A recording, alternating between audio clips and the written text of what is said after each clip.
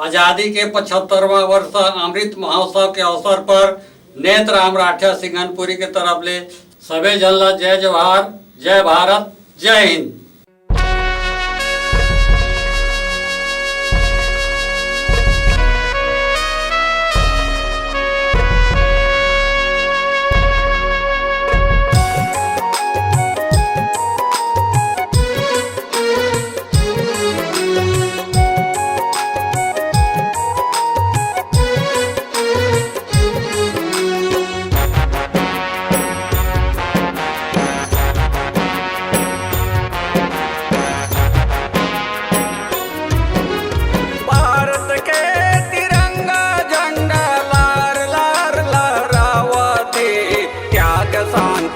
बलिदान के संदेश समर भर लावा दे, त्याग शांति और बलिदान के संदेश समर भर लावा दे। हमर देश के लाल किला में ए झंडा फहरावा दे, त्याग शांति और बलिदान के संदेश समर भर लावा दे, त्याग शांति और बलिदान के संदेश समर भर लावा दे।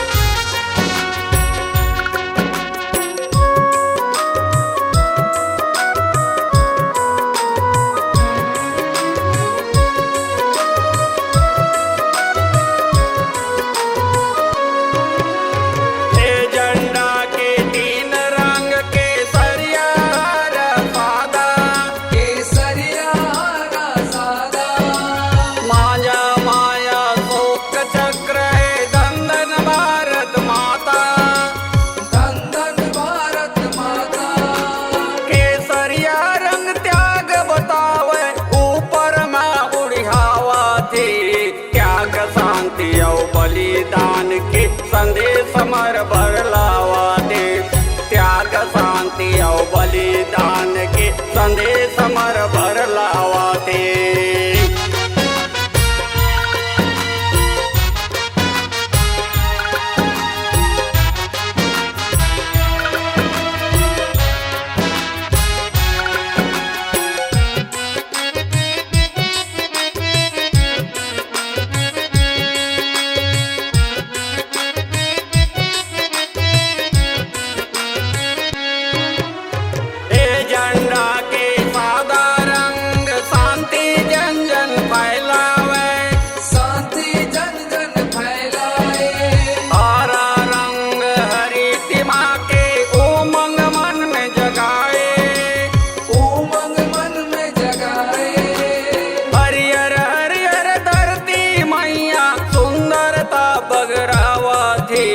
त्याग शांति और बलिदान के संदेश समर भर लावा दे, त्याग शांति और बलिदान के संदेश समर भर लावा दे।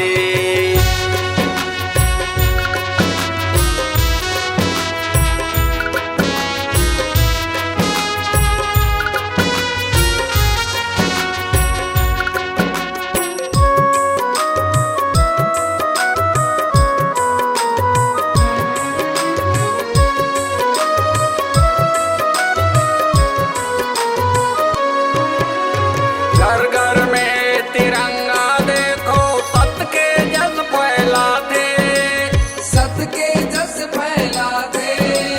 जाति धर्म के भेदभाव हरदम दूर भगाते, हरदम दूर भगाते।